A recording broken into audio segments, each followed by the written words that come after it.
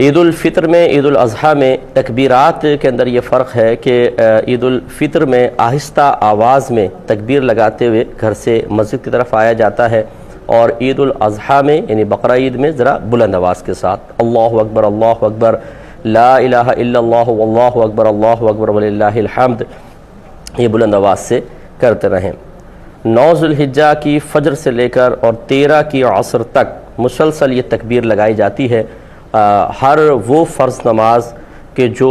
جماعت مستحبہ کے ساتھ ادا کی گئی ہو، یعنی جو مسجد میں باقاعدہ امام مقرر ہے وہ جماعت کروا رہا ہے، تو 9 ذوالحجہ کی فجر سے پھر یہ آغاز ہو جاتا ہے۔ جیسے ہی فجر کی نماز ختم ہو،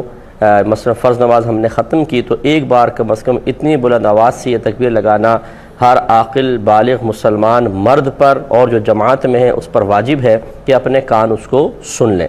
اور 3 مرتبہ افضل ہوتا ہے۔ اسی طرح یہ 13 کی عصر تک یہ سلسلہ جاری و ساری رہے گا۔ ہر فرض نماز کے بعد جو جماعت کے ساتھ ادا ہوگی اس شخص پہ واجب ہے۔